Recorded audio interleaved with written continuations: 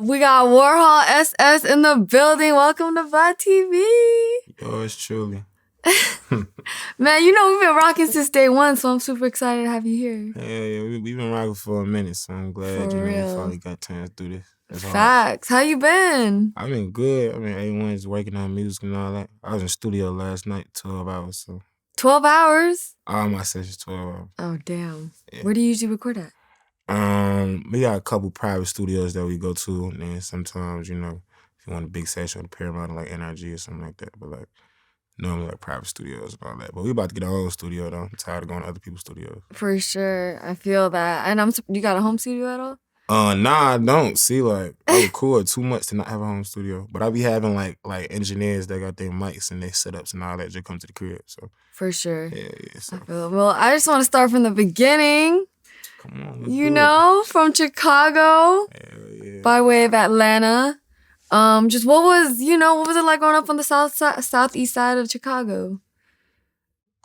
I ain't gonna lie, it was crazy, but like it was cool though. Like, it's a lot of culture on the south side of the city, southeast side of the city. Like, we got a whole lot of food. We probably like the jerk capital aside from like Jamaica.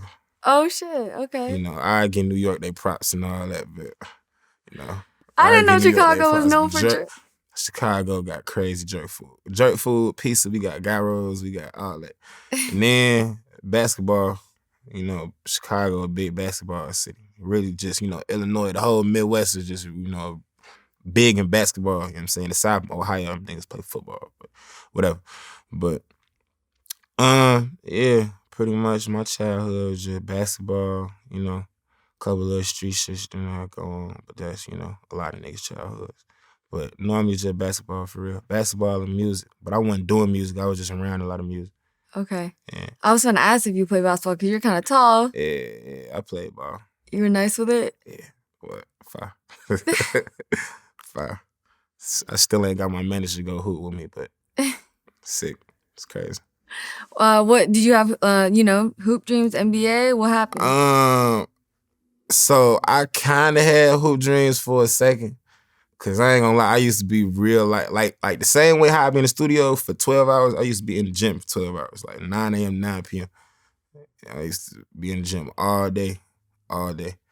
But it's like I fake away like fell in love with just basketball and then like really stopped caring about like going to the NBA or something like that. Cause when I fell in love with music, I figured out I probably had a much higher chance of being a rapper than being a basketball player. Cause once you get fire and you start like playing in like AAU games and all that, you might have been the most fire nigga that was like at your school or something like that. When you start playing against national motherfuckers, like it's not the same. Not the same at all. You thought you was fire, you probably like mediocre. Damn. Yeah, no bullshit. What was the moment you fell in love with music? I fell in love with music when I was in the basement of my grandma's crib, pretty much just like listening to shit. Just like I just like was just listening to all type of shit. Like I was reminiscing on shit that I used to listen to when I was a kid with my mom. Shit I used to listen to with my pops, and then a mixture of finding my own shit and all that.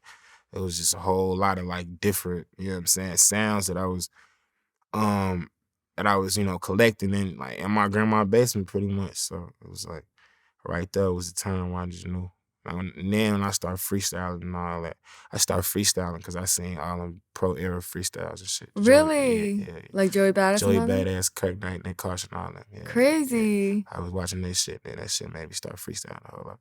And that's why I freestyle now. I don't write down my music. Really? Yeah. Well, how old were you? I was like 16 when I like started getting good at freestyling type shit. And I made my first like song when I was like 17, but I ain't put it up. Yeah. How was it? I don't even remember for real. I ain't gonna lie. All I know it was the Wu-Tang beat, the cash was everything around. Oh wow. Yeah. That's a hard beat. Yeah, what? That shit was fire.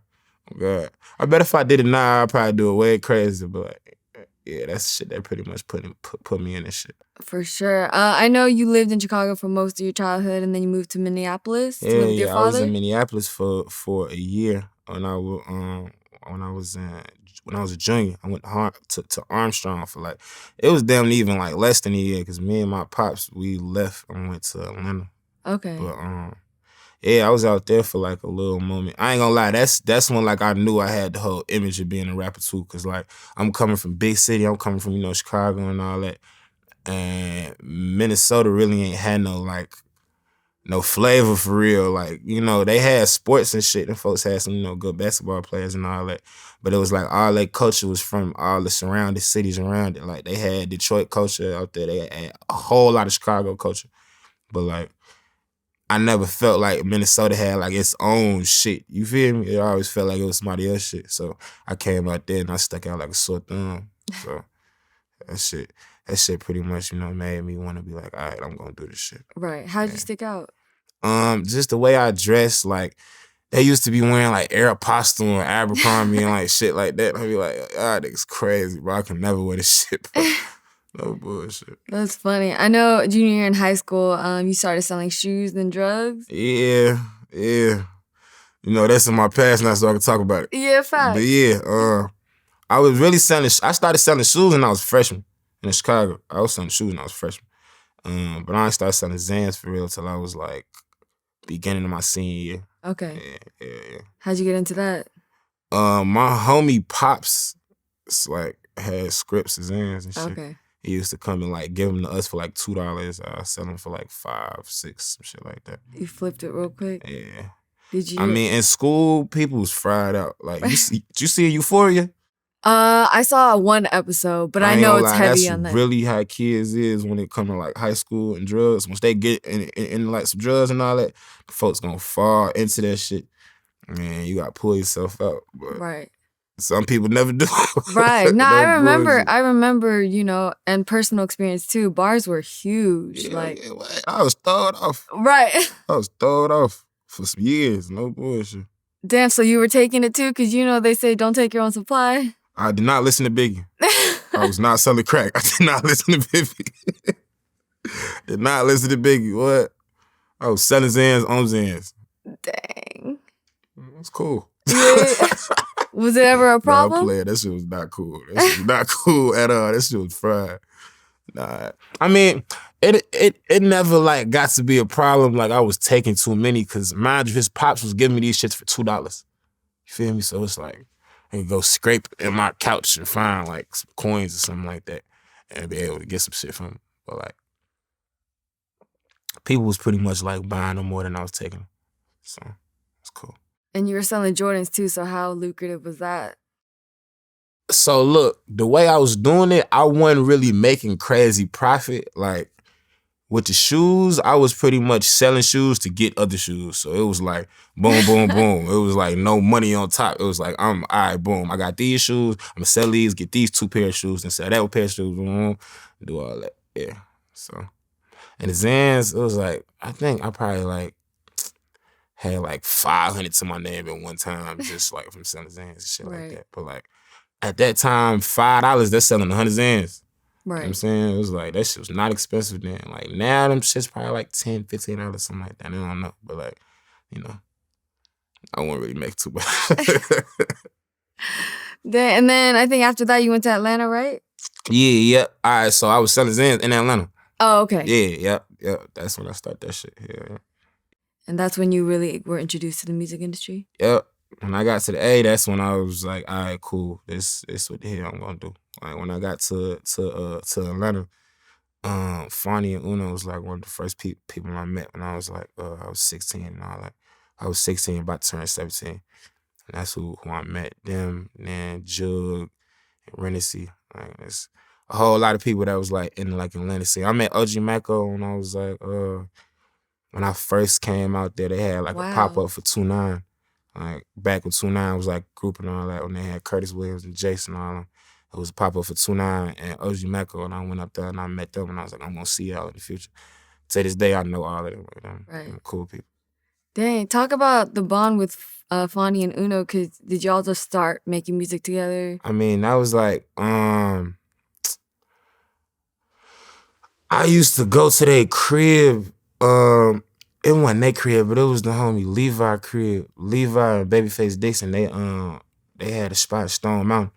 So we used to they used to like already be there, but I leave school and shit, and then like for the weekend and all that, I tell my pops I'm about to go to my homie crib or something. My pops one of those super strict niggas, cause like it's not like I was fucking up in school. Just cause I was like selling drugs and all that, doing all the bullshit, I still had good grades. So it was like my pops really had no reason to tell me I couldn't go places and shit like that. So it was like I was, going over there and shit. And then my first time I uploaded a song, I think was I uploaded my first shit when I graduated.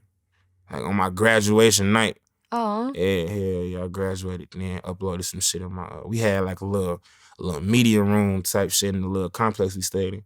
I went downstairs and all that, uploaded the shit. On SoundCloud? Recording and all that. Hell yeah. How'd it do? I mean, I ain't gonna lie. So I had 2 SoundCloud pages, but the other one got deleted. So all that old shit was on that last page. So yeah, but how'd it get deleted? It was bro, I don't even know for real. I think it was like some copyright infringement shit. I think I got sampled some shit or some bullshit. And this was like before they really did not care about samples. Right. But yeah. But yeah. But I mean, even before that though, I was like in the midst of going to Stone Mountain and fucking around with them. I used to be fucking around with my man's 5 a.m. He an artist out of Atlanta too, he sing. And his engineer named Hollywood Swizz. He just passed, RIP. But that was Swizz was like my first engineer, like ever. He the one that helped me find like the way to use my voice, like breath control, all type of shit. So it's like Swizz helped me a whole lot with that shit. And 5 a.m. was the one that was bringing me over there. So yeah, between them and Babyface Dixon and Levi and everybody else, that's when I really started jumping into music for real. I was gonna ask, cause you have a very like unique sound, you know? Yeah. Like how was that discovering your voice and like how to use your... So it's like I always had like a real distinctive voice, but it's like I always thought that'd be cool for rapping, but like you never know until you really try it. Like at first I ain't really like my voice at all. Like I ain't like hearing my shit, none of that. But like when people was telling me like, yo, you got a crazy voice, like you just started rapping, and when you get on the song, I can hear it and know it's you because don't nobody got your voice. So I started hearing that, and I was like, all right, cool. I probably got to embrace my voice a little more. And then I fell in love with my shit. So it was like, that shit was cool. That's fire. And real quick, I know everyone knows how you got your name. Your mom was a fashion designer. You were really into art. You worked with Basquiat, right? No. Basquiat was alive in the 80s. Wait.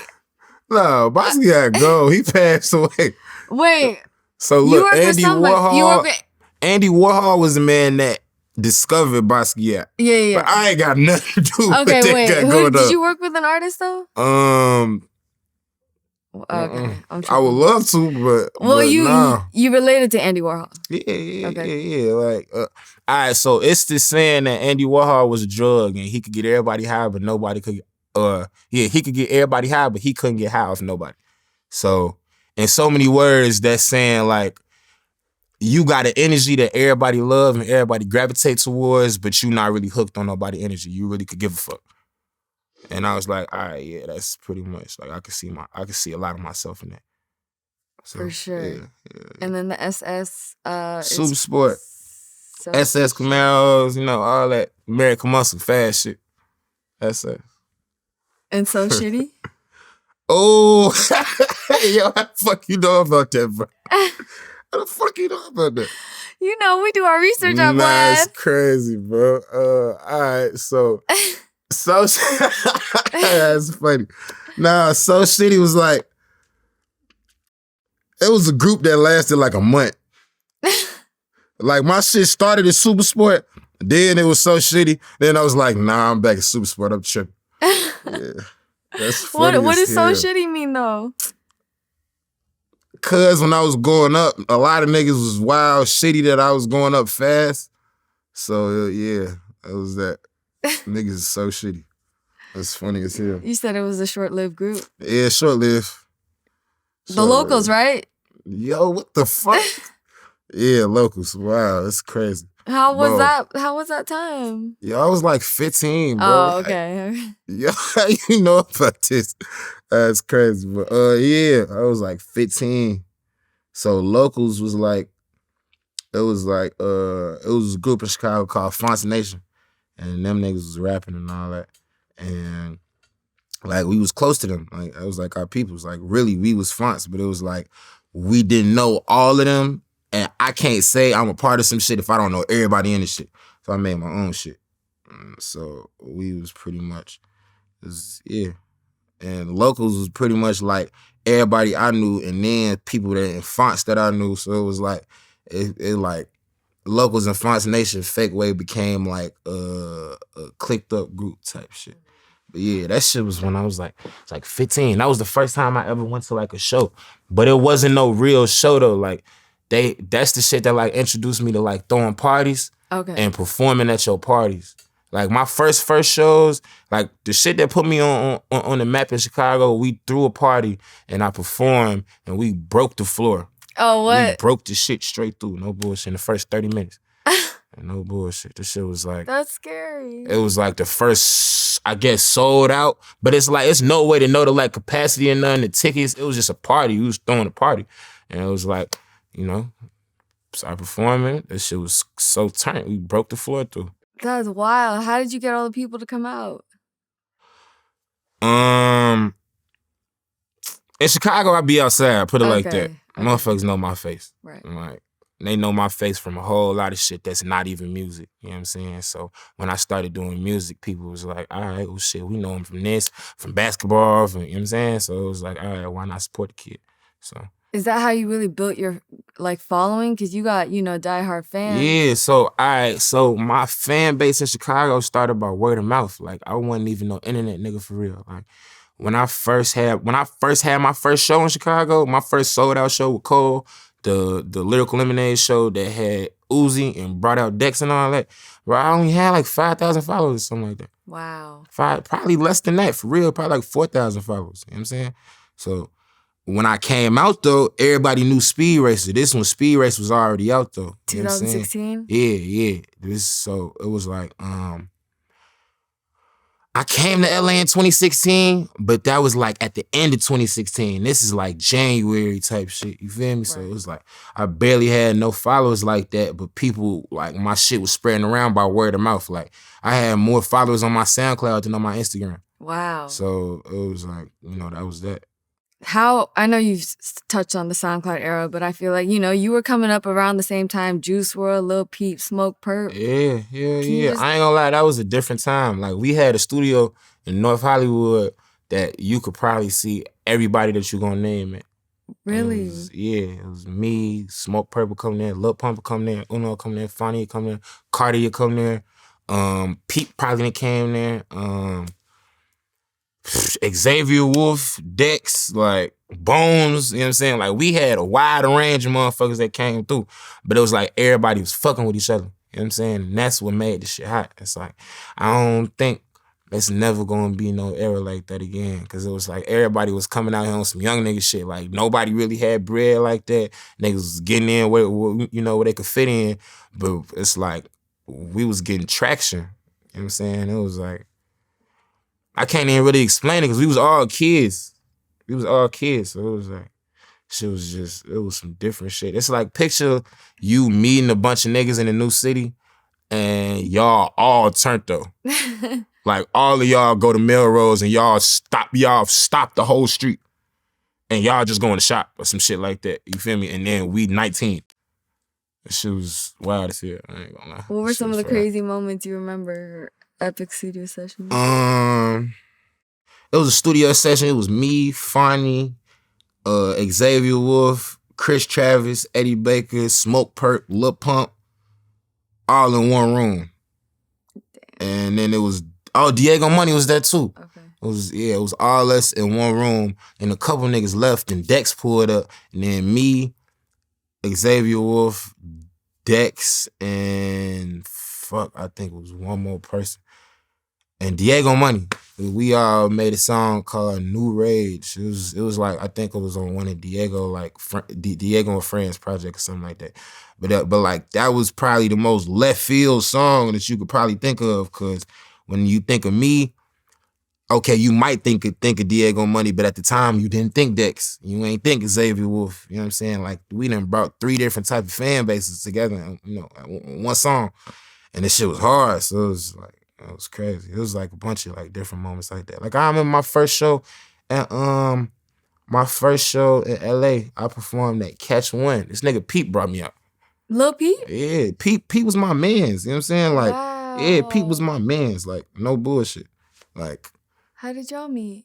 Through Nadarb. The reason why I'm in LA is because of Nadarb Nagram. Like, it's a producer, you know what I'm saying? But he used to book shows for Ham on Everything. Oh, okay. Yeah, I was just talking to Adam too. I'm like, bro, you need to bring Adam. that shit back, bro, because that shit was wild. That's the shit that really like shed light on a lot of people, you know what I'm saying? Because it was like, at the SoundCloud era, it was like, it wasn't a lot of venues that was booking us because we wasn't mainstream artists, but they didn't know that we could really bring out the whole city. You know what I'm saying? So Adam was the only one that was really booking any of SoundCloud artists. So all the shows he booked was over capacity.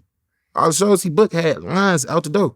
You know what I'm saying? You remember Cardi shit? When Cardi had his shit at Catch One, shit was out the door. Playboy Cardi? Yeah. Yo, this man Adam booked everybody. Everybody that's turned right now, he had Trippy. He had, I don't know if he had Juice, because Juice probably came a lot after the Ham time. But yeah, Adam, I ain't gonna lie, the Ham on Everything, Adam, he don't get enough credit. No, he's fired too. And he's sober. He do not get enough credit. I respect him a lot. Like, he was the only one that was booking SoundCloud shows. Aside from the niggas in Texas, though. Because I ain't gonna lie, South by Southwest, them niggas in Texas used to have 10 shows lined up for niggas. And it'd be all the same people on the same show, but it'd still be sold out every time, still be crazy because people just come and sit. Like, I ain't gonna lie, it was the time, it was,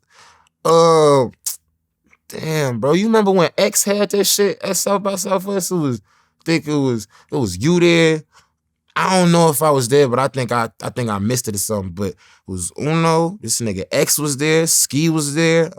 X shows are crazy. Yeah, I got beat up at the Nova. I'm telling you, this shit was crazy. Like, X probably the main nigga that made all of us do that mosh pit shit. Really? Like, yeah, if you used to watch X shows, he used to be doing like some trash talk shit. You know about trash talk, right? About Lee Spillman? Put me on. All right, so it's like a rock band. Okay. But like, Lee used to fuck with all the SoundCloud kids. So it's like, we used to be going to his shows and we would see what real mosh pits is. Like, real rock mosh pits. We wasn't even doing what they was doing. Like, they running around swinging, punching motherfuckers and they shit. All type of shit. I wasn't trying to do all that. I just want motherfuckers jumping around, having fun, cool.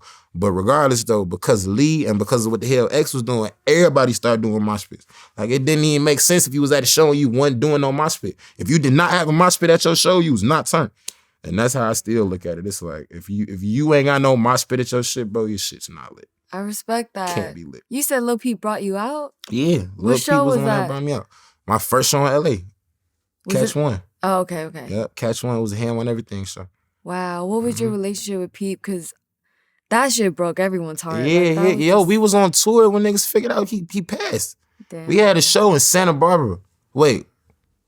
Santa Barbara, right? It was something like, yeah, it was like Santa Barbara, Fresno, one of them cities. Okay. But regardless though, we had a show and motherfuckers got a call. I was like, yo, Peep just passed. I'm supposed to go on stage in 30 minutes. Wow. So it's like, I went on stage, we damn near did like a whole Peep tribute, like at the end of the song. I mean, at the end of the show and shit. But like, yeah, like Peep was my man's all because of Ned. Like we used to be in lofts together. Like, I ain't gonna lie, I think I probably got a song with Peep that Ned probably got just like in the archives or something like that.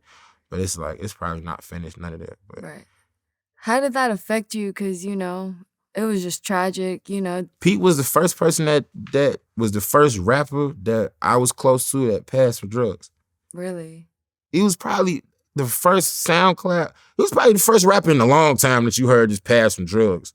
And then all niggas start just dropping like flies from drugs. But like, Pete was the first one. You know what I'm saying? So it was like, after Pete, that's when niggas start talking about fentanyl for real. Cause it was like, oh nah, they putting some shit in his hands. Like, cause no bullshit. Like, before fentanyl and all that, people used to want Press Zans. Cause it was this literally just making the shit that was alprazolam, all that shit. It was making the shit, and it was cheaper because they was making it. Right. But it was the same ingredients though. You feel me? But like they start putting in that extra shit and all that. Motherfuckers start dying off it. So it's like I gave all that shit up. I'm like, y'all tripping. All right, what? I'm not for the croak off no drug. Y'all tripping. So right. Was that after Peep passed that you decided that? Or before? It was pretty much after, for real. Yeah. Like it was after. Cause I ain't gonna lie, Fake fucked me up. I'm like, bro, I was just talking to this nigga. He was in Russia. Like, you know what I'm saying? He was in like Russia, like Ukraine, or like one of them countries. But like, I was just talking to him. He was telling me about his tour. Me and him both was on tour at the same time. He was on tour overseas. I was on tour in the US. And it was just crazy because it was like we was supposed to do more music after we both got off tour because we both was finna get off tour around the same time. But yeah, that shit was fucked up. But it just opened the nigga eyes to like. Right. It's so interesting too because, you know, he does the more emo sound. Yeah, but I ain't gonna lie. Don't let that shit fool you. People's a gangster. People's a gangster. Like that emo shit. Like him and Tracy. Don't let that shit fool you. Them niggas is gangsters, bro. Them niggas just be doing that shit because, like, that's what the people was fucking with. That's what they like. You know what I'm saying? Like, you can't knock nobody if you know what they like, what they fuck with, you know, that's that. But when the camera was off and we was having our regular conversation, them niggas was gangsters. Them niggas lived by morals, codes, values, all that. You know, they had great character. You know what I'm saying? They have great character. Tracy's still my man to this day. For sure. We still be reminiscing about times we was just in the backyard in fucking Downey with Peep and Darb and Craig Zinn and all that. Right. So yeah. Damn. Did you have a relationship with X too? I ain't gonna lie, I ain't get to meet X. Okay. We spoke one time, but we spoke on the phone through Ski. Ski my mans. But yeah, that's the only time we spoke though. I ain't ever get to meet him in person. For sure. And you have a song with Ski, right? Yeah. I got a couple songs with Ski. How was it working in the studio with him? Ski a nut. I ain't gonna lie. I ain't think nobody was fucking with him until Juice WRLD came around. Oh, okay. Yeah. Damn. Like Ski was sick as hell with flows. Right. But then Juice came around and Ski was like, yo, you know about this nigga Juice WRLD? And I'm like, nah, put me on. He from your city. I'm like, what? So I looked the nigga up, bro. He was like, bro, I was in the studio with this nigga. He freestyled for 10 minutes straight, bro. Damn. 10 minutes straight, and it sound like 6 different songs. And I ain't heard no shit like that, like, since Wayne, you feel me? So I'm like, all right, check this nigga out. Juice cold. I went on tour with Juice, all type of shit. Juice fire. Damn, how was tour? That shit was fire. We did Vancouver, sold out. She was crazy. She was wicked. No bullshit. But Juice one of them different niggas too. For sure. If Juice ain't passed, I mean, he's still gonna go down in history, but it's like Juice was just, man, was different. I ain't gonna lie. For the sake of the documentaries out and everybody know what's going on, I seen Juice pop 2 30s and drop a 4 and a 12-ounce Sprite, bro, and go perform for an hour. Did not miss a word. He was a different animal. Right. Nigga was a different animal. You know what I'm saying? Like, I couldn't do no shit like that. Right. I'm telling you, I couldn't do no shit like that. Could never see my shit doing no shit like that. Nigga was different animal. Cold. That's crazy. Because I actually interviewed D Savage for Vlad. He was the one actually, you know, supplying Juice with the shit. Yeah. But I mean, if you think about it though, can't nobody be mad at D Savage, motherfucker, grown man. It's like, if that's my homie, if one of my homies is like, hey gang, I need some drink, I sip drink too, I'm like, all right, bet, we finna get high together. Fuck it, go to the studio. It is what it is. You know what I'm saying? But like, you know, when you so deep in that shit too, you don't really notice when your homies is deep, cause y'all both high. You feel me? So it's like you damn near gotta step back from all that shit to look at yourself and look at your peoples and be like, all right, cool, we fucking up. You know what I'm saying? Cause I'm not gonna say taking drugs is fucking up, but taking excessive drugs is fucking up. Like, it's a such thing as moderation in this world. You know what I'm saying? But like, if you don't know how to moderate, then, you know, that's some bullshit. For sure. Just being around these people that, you know, did have dependency, did that ever scare you that you might? No, it never scared me because I never had no, like, addictive tendencies for real. Like, I was never really addicted to Xans. I just like Xans. Like, Xans make you not care about shit. And I ain't gonna lie, it was a couple points in my life I was going through dark times. I just didn't want to care about shit. So it was like, all right, fuck it. But I was never like addicted to like, I never had that type of tendency. Right. Yeah. I remember running into Ski right after Juice passed, and like you could just tell he was so hurt. Bro, the man lost two of his closest homies. Right. Two of his closest homies that was the biggest artists in the world. Let's not forget that. X was one of the biggest artists in the world. Juice was the biggest artist in the world. This nigga Juice was doing Drake numbers. Right. And Juice is new as hell. Drake done been in the game 10 plus years. This man doing the same numbers as Drake. Stop it. He was the biggest artist in the world. So it's like, for them to be both of your homies, fuck them being the biggest artist in the world. Ski was just with them all the time. You feel me? So it's like, motherfucker died. That's like my best homie dying. You know what I'm saying? That's like DC dying right now. It's like, what the fuck? I was just with this nigga literally last night. What's going on? You feel me? This shit is your fucking nigga head up. No bullshit. Like, how were you able to, talk to Ski and like be there for him? In person, I ain't gonna lie. When it comes to that type of shit, I don't like talking to people on the phone. Cause phone conversations, you never get to, really get them the love and the energy that you really trying to give them, because it's through a phone. You need to really be with a person when they're going through some shit like that. I got you. Yeah. I feel you. On a positive note, I want to talk about Speed Racer real quick. I know y'all just celebrated the 5-year anniversary. Yeah, I ain't gonna lie, that's crazy as hell even saying that. That sound crazy, bro. That shit feel like yesterday. No bullshit. Hell yeah, but yeah, Speed Racer. How was that linking with Cole Bennett the first time, and just how did that happen? Bro, everything was organic. I can't even really tell you. It was just like, that was my people's. And my whole image that got formed off that video, it's not necessarily the one I wanted, but Cole had a vision for me. And it was like, I'm working with a visionary, and he recognized that I'm a visionary, so let's just be visionaries together and make this shit happen. If I'm gonna make the music, he wanna portray me in a certain way, cool, let's make it happen. As long as I'm not looking retarded, you feel me? No disrespect, but, What was the image you feel like he was portraying? Just the opposite of what the hell was going on in Chicago at the time. Okay. You know what I'm saying? Like in Chicago, niggas was getting smoked left and right. You know what I'm saying? There was a lot of beef in the city, and it was like, we need some shit that's gonna add fun back to the city and change up the culture a little bit. You know what I'm saying? Change up what the hell we got going on. And that's exactly what it did. You know what I'm saying? Like, now you see these different artists coming out of Chicago. You see Lyrical Lemonade. Chicago not even the murder capital of the world no more. What is it? It's not the murder capital. I don't know what it is, but it's not the murder capital right now. Like, it's still smoking Chicago and all that. But I'm gonna keep it 1,000 with you. If it wasn't for that time, if it wasn't for me, wasn't for Lucky, it wasn't for Cole, it wasn't for Lyrical Lemonade, Chicago would not be the way it is right now. Like, I can wholeheartedly tell you that we as a whole changed Chicago for the better. Wow. For sure. That's awesome. Yeah. And that's crazy. Yeah, that really happened. Yeah. What did that video do for your career, and how was it watching the edit back? Because that shit's crazy. Shit landed me on the front cover of the LA Times, and I ain't never been to LA. What? Yeah, what? That shit was crazy. That shit had me and Brent Rambo in the LA Times. And when I posted the shit, I added the LA Times. I'm like, don't y'all ever call my shit Bubblegum Trap again. Oh, shit.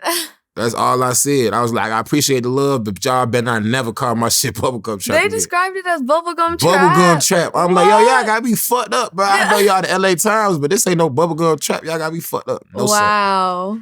Sir. Yeah. How would you describe your sound?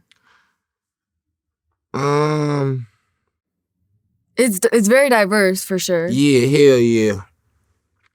I make money counting music.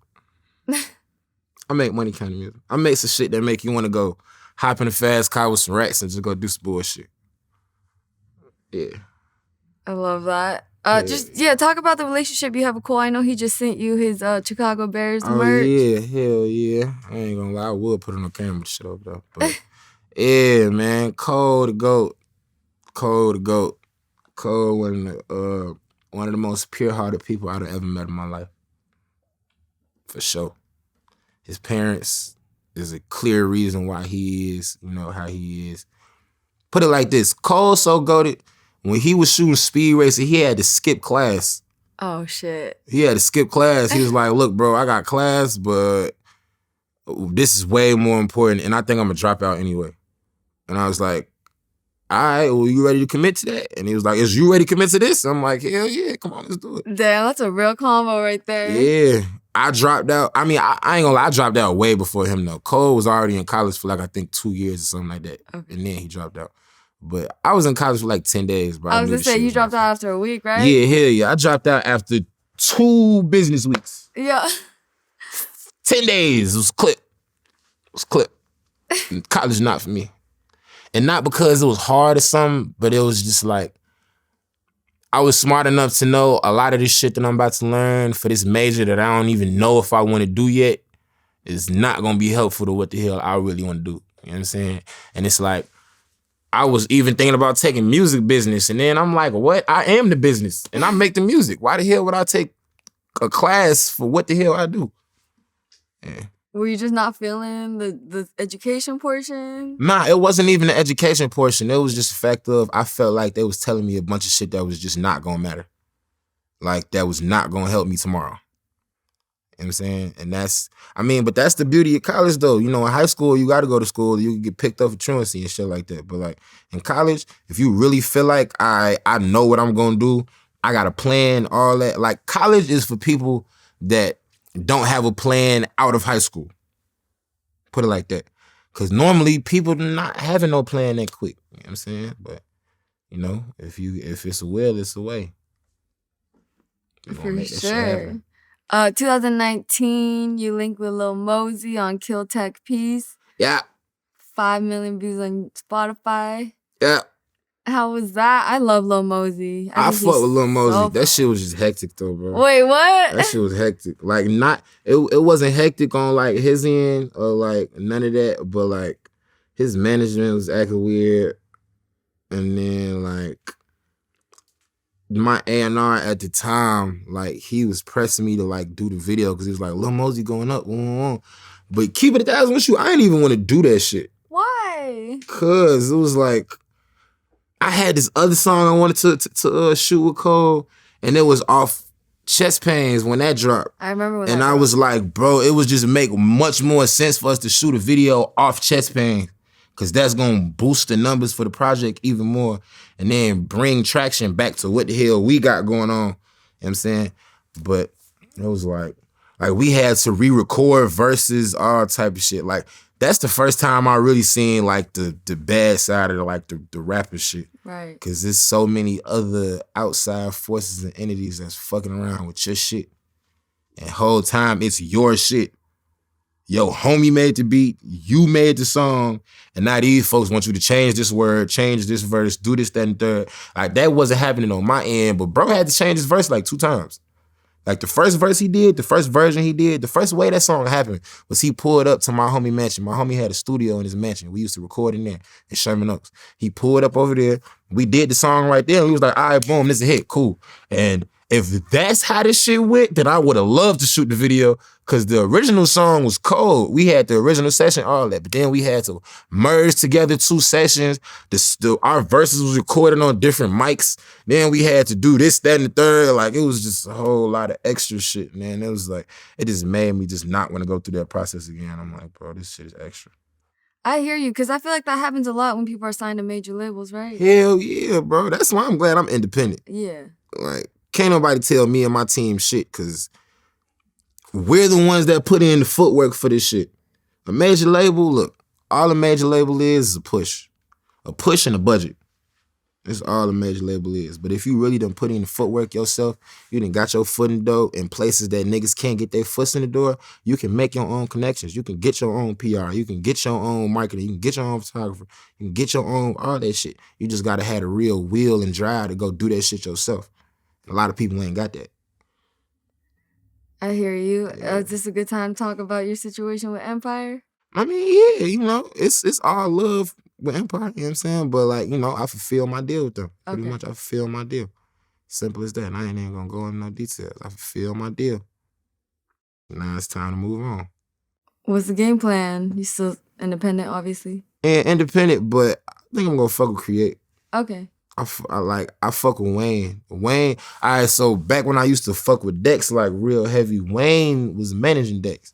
So I was fake like, I was like Dex's little brother. But it was like all the people that was working with Dex was just looking at me like, all right, this little nigga lit. He got his shit going on, you know what I'm saying? He young, let's fuck with him. We not even gonna put him on paperwork, none of that. Let's just fuck with him, you know what I'm saying? So from Mac over 300, Murder, that was Dex's manager, like even Dex's old security, them folks still be hitting me to do security for my shows. Cause they just looked at me as like, you know, little bro. And now I done grew up and all that, and they see I got my own motion. They're like, all right, cool. Let's figure out how we can help with what you got going on. And I always felt like that was genuine love. Like when a person meets you and they figure out your character and what type of person that you is before they even start working with you, then they can gauge the respect they're going to give you and how they're going to deal with you. You know what I'm saying? Because anybody can just sign somebody and work with somebody but not know who the fuck they is. And that's why situations don't be working out and all that, because you don't even know who the hell you dealing with. But if you know who, if you know what you getting yourself into, and you know the person that you about to start working with, then it's not hard to really figure out what the hell y'all want to do, because you're not going to try that person. You're not going to try their intelligence, because you know what they want to do and what they don't want to do. What's your relationship with Dex? Dex my mans. Dex will forever be my mans. You know what I'm saying? His ass back locked up right now, but he gonna get his situation together though. But like, because I know he went to rehab too. Yeah, right? Yeah, we took his ass to rehab.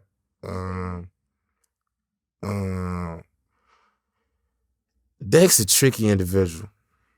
I'll just say that much. For sure. Dex a tricky individual, but like, I ain't got nothing but love for him.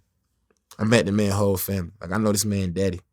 I know his sister. Like, this, like On My Waist, we recorded On My Waist at his sister's house. His sister used to be his engineer.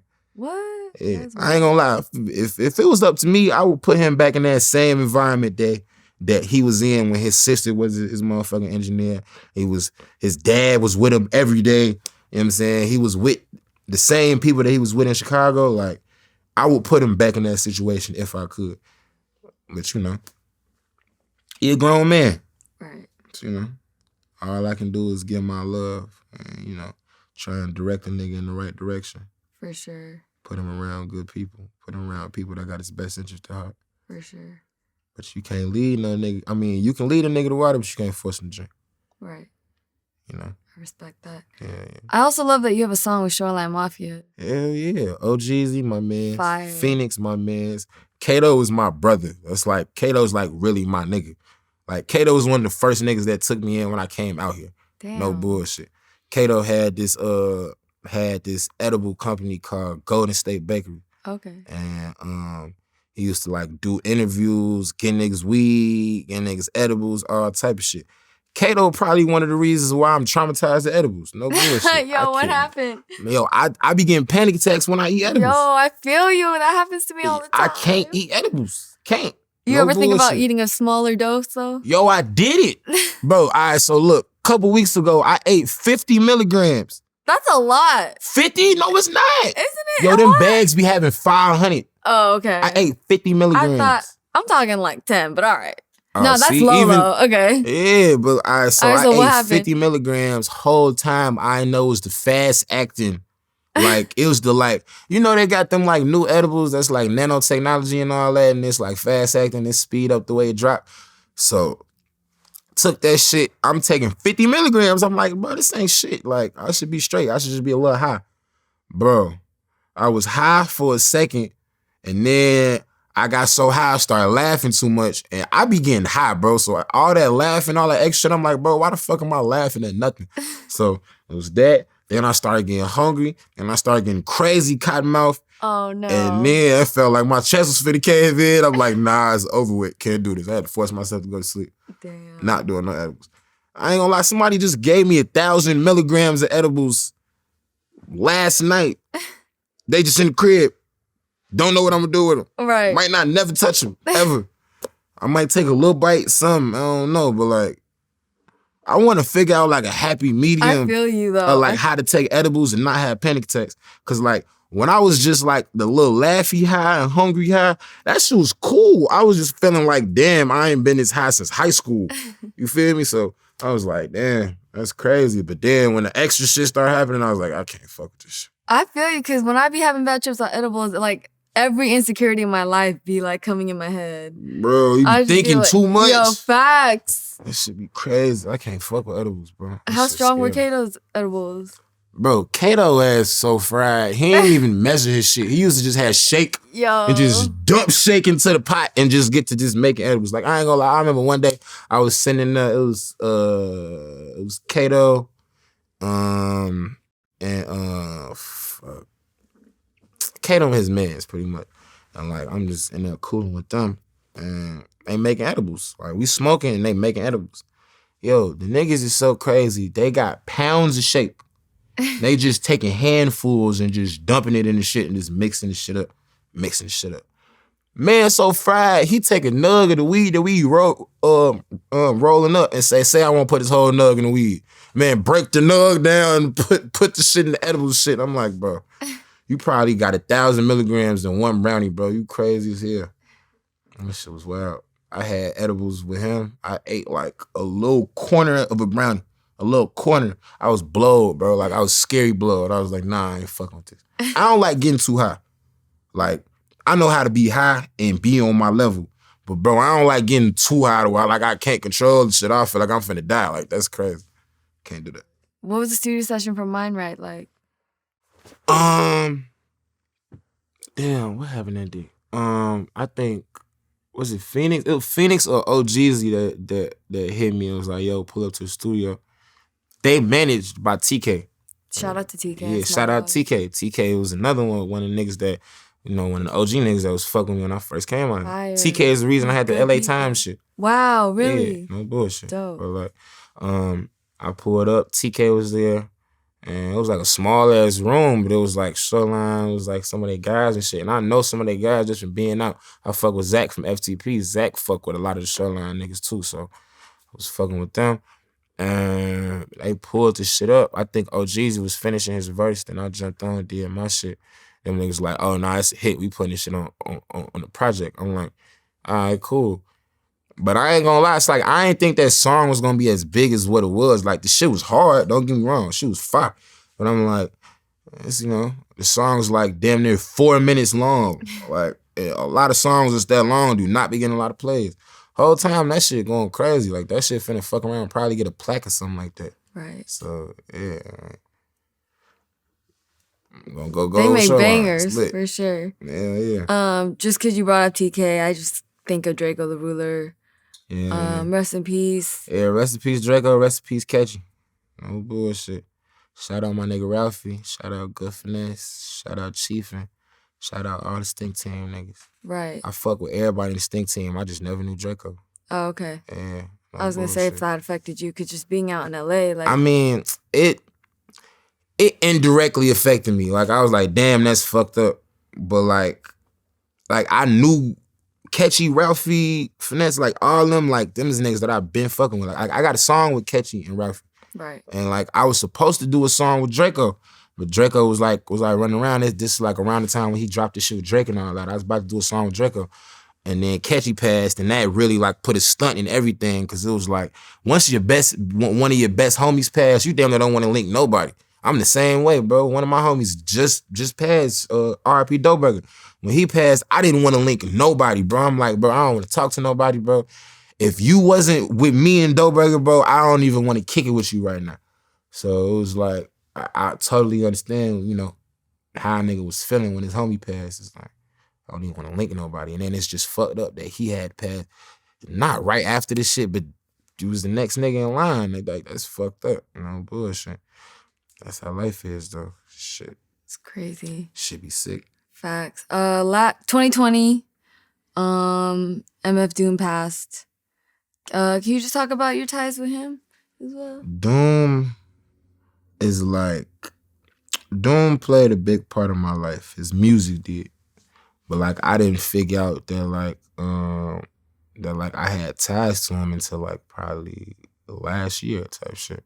Like, my pops, his close homie Mo, pretty much my Uncle Mo. Like, it was his right hand. So it's like, we got some shit going on. I can't even say too much, but we got some shit going on. It's fine. Can you talk about, I know y'all got some shit in the works for his posthumous album. I plead the fifth. We get a little sneak peek. I plead the fifth. I plead the fifth. I can't say nothing about that. I can't say nothing. Just know when it's in motion, it's already in motion. Right. But once we dig deeper, we can probably revisit this topic. Okay. But yeah, I plead the fifth though. I got you. I mean, just real quick, the story Vlad heard was that Doom had a lifetime struggle with alcoholism. He was only 49 years old. Yep. One beer. 100 beers. Yeah. I mean, that's life. Nah, for sure. Once again, that's life. Just having your dad being so close, like, did that. Yeah, like, my pops was... It's like my pops was, like, a little fucked up behind it. But he was more so... It just more so made him bring me closer to that side of the family. Because it was like, damn, my son makes music. Why is he not right here with them type shit? So that's pretty much what that was. But, yeah. I got you. Mm-hmm. Real quick, I know you link with Ugly God as well on Top Off. Yeah, that shit went crazy. That shit went crazy on TikTok. Really? Yeah. You be on TikTok? No. No, they can have that shit.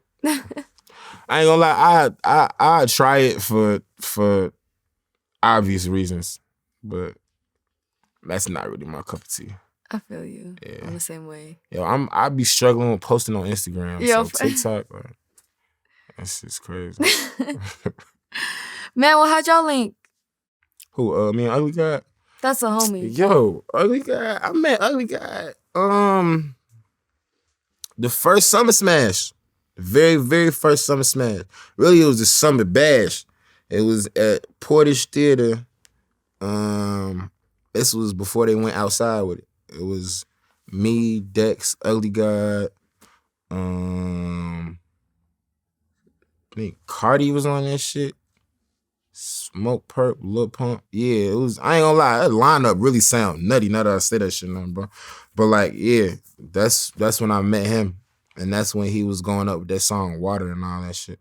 So when I met him, I was fuck Lil Jake Mian. He's one of the dudes that works with Lyrical Lemonade and all that. But he was the one that introduced me to his music. Like he was like, yo, it's this troll rapper. He was like, nigga, hard though. Like he's trolling the whole song, but it's hard. I was like, all right. So I listened to the nigga, but this shit was hard. Like, it was fire. So I met him, and that was that. And then how Top Off happened, he was in New York one day, and he just texted me like, bro, like 9 at night, just like, yo. Matter of fact, he wrote me on Instagram. He was like, yo, where you at? I'm like, I'm in the Bronx. He was like, yo, I'm in Harlem. What you got going on? I'm like, I'm at the studio. Pull up. He slide, and I ain't gonna lie, the vibe was there, because it was like I already fucked with him. You know what I'm saying? It was like we used to talk, but he a fake way like secluded person, so he don't really be popping out a lot. But that just showed me he fucked with me, because he just randomly just out the blue hit me. He was like, yo, what's up? I'm trying to pull up on you. So we did Top Off and then 4 other songs too. Oh, wow. So I really got like 4 other songs that I got with Ugly God that we gonna put out too. And I ain't gonna lie, I think the 4 other ones is harder than Top Off, in my opinion. But like, Top Off, the beat was just too perfect. Right. And then that shit got landed on Dave and all type of shit. Yeah, fire. Hell yeah. That's crazy. That shit was hard. I don't know. It seemed like he stopped making music. You know what happened? It fake way seemed like he did. I really don't know. But I know I still got them other 4 songs, so them gonna come out. Right. I got you. I saw recently your old music was taken off Apple Music. What happened? Oh, that's like just for a second. We putting them up there like again like this week or something like that. Okay. Yeah. Got We're you. just getting some legal shit right now. Like. Got you. I know you got a song with CEO Trail. We just had him on. Yeah, Trail, my man. I ain't gonna lie, me and Trail go back. Like, I know Trail because of my man's paper. Okay. You know what I'm saying? He brought me to him like 2 or 3 years ago or something like that. So it was like Trail was fucking around in Chicago. Like they had his ass on the SIP on 147th. So when he used to be at the trap on the SIP, just listening to music, fucking around. Then went to the A, was fucking with him.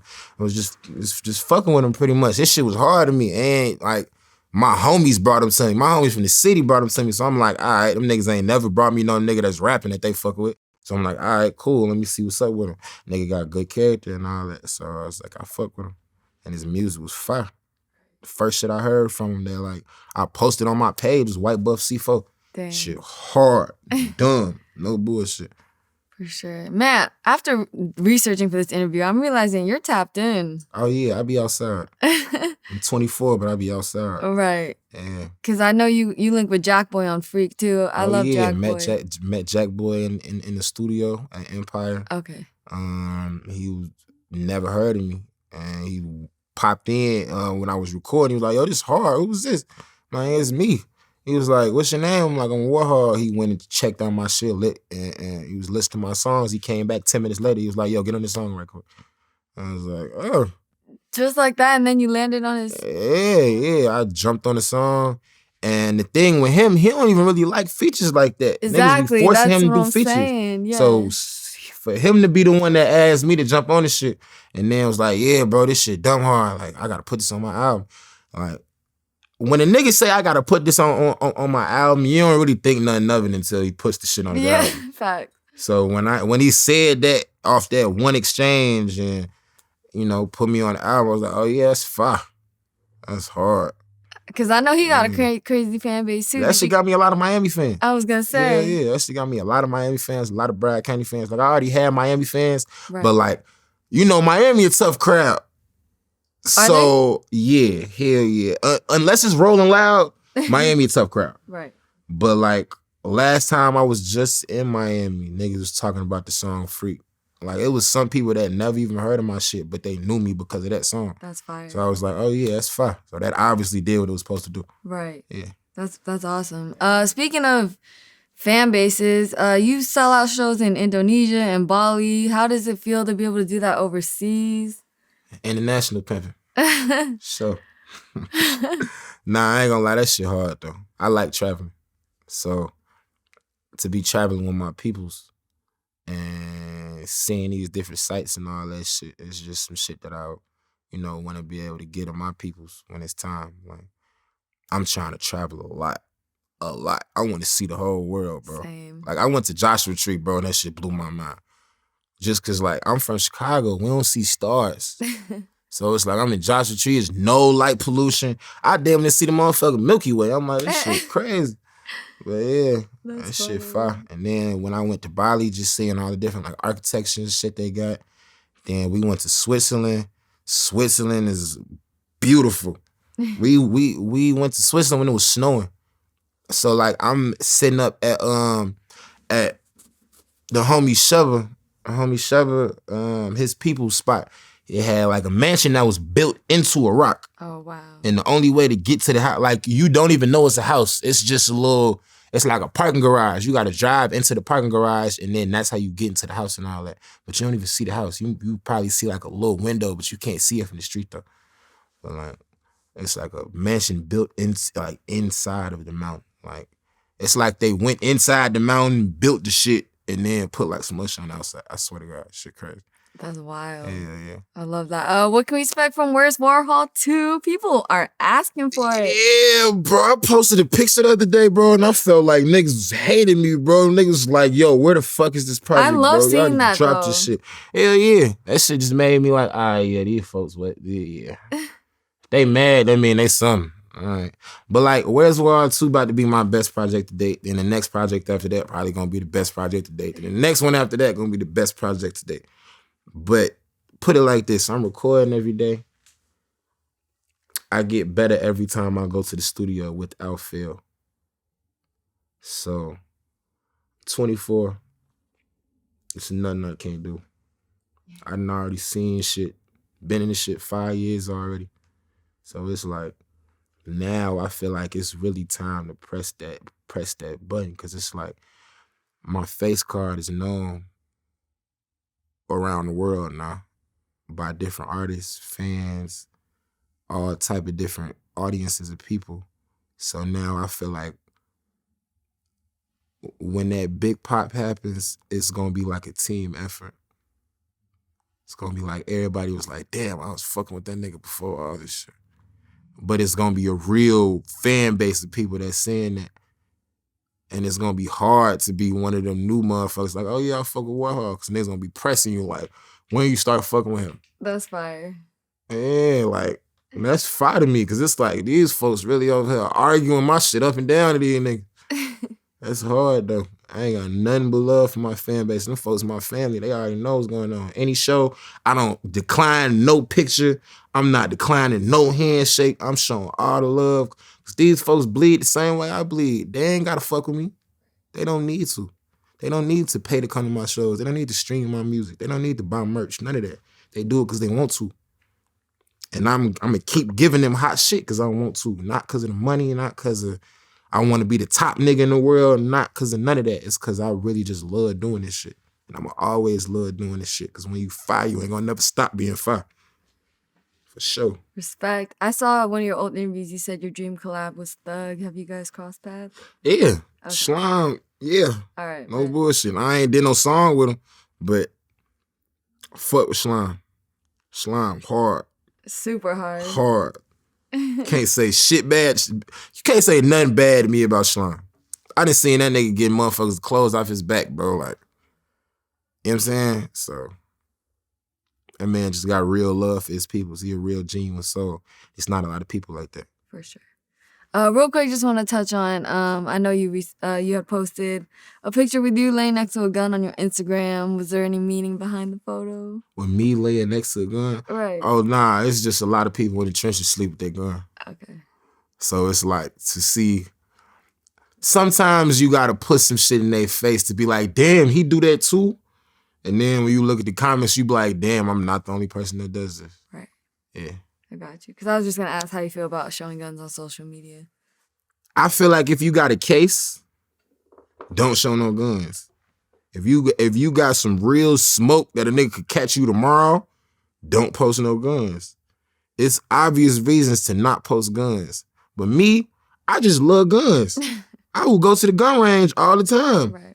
I love going to Vegas and shooting in the desert. Like, I used to live in the South. Everybody got guns. It's not no secret about having guns. It's just about when you got guns and then you threatening and do this, that, and the third and all that, you make yourself a target. You know what I'm saying? Like, you know you ever seen the YouTube page Black Rambo? Mm-mm. So, like, they got YouTube pages, motherfuckers that just be showing off guns and shit like that. Like, I be watching this shit, no bullshit. Like, Right. Like, I could see myself doing a YouTube video with the nigga Black Rambo, like going to Florida and like shooting a bunch of crazy ass guns. Like, he got his own ammo. Like, he got tracer bullets, all type of shit. Like, and I play a lot of Call of Duty. Right. So it's like, it's a whole culture in guns. Just people just be looking at the downside of it, because it's really just protection until you start using it for some whole other shit. Protection and art. Put it like that, because people do not understand the art in guns. Like, if you ever took apart a gun, if you know how to take apart a gun and clean your gun, then you know the art in guns, pretty much. Like, it's not to look hard. It's not none of that. It's just the fact of, I love this Glock 19 and these ARPs. Simple as that. I got you. Real quick, you mentioned Call of Duty. You ever meet any artists or make songs? Because people be meeting people on Call of Duty now. Oh, yeah. I done did some features for some niggas off Call of Duty. I done met some hard motherfuckers on Call of Duty. No bullshit. I ain't really met no artists on Call of Duty, but like, yeah. Oh, matter of fact, first time I ever met Zanman was through Call of Duty. Really? That's it. Yeah, Crazy. yeah. He's hard. Yeah. Zanman fire. I fuck with his cousin, Dog Serving. Okay. Dog fire too. All them folks from DMV, they fire. But yeah, that Call of Duty shit, them folks don't want no smoke. Ass Meek, he don't want no smoke. You play Meek? Ass Meek, he don't want no smoke. called Basswag. You don't know smoke. Oh, shout out Basswag. I fuck with Basswag. That's my boy. That's my boy. Matter of fact, I was just playing with, Brother Nature? Oh, I've heard of him. Yeah. The man that got Canella, Deers, and all that. Yeah. I was just playing with him before I came here. Damn. Yeah, that's my man, though. Kev Cool. That's tight. Damn, well, what you most excited for? You want to plug anything? Where's Warhol 2, man? That's all that matter. That's all that matter. DC just dropped Hit My Cup. Go stream that. Trail just dropped Sucker Free. Go stream that. We coming. Hell it's yeah. us. Like Concrete Boys say, it's us. Hell yeah. Straight up. Man, well, you'll always have my support. Shirley, you know what's going on. What? You really my dog. You know that. You really my dog. You forever gonna be my dog. Shout out Shirley, man. Shout out VladTV, man. Warhol. Checking in. Yours truly. Checking out. Bam. Thank you for coming on VladTV. We appreciate you. Of course. Yeah. As always. Hey.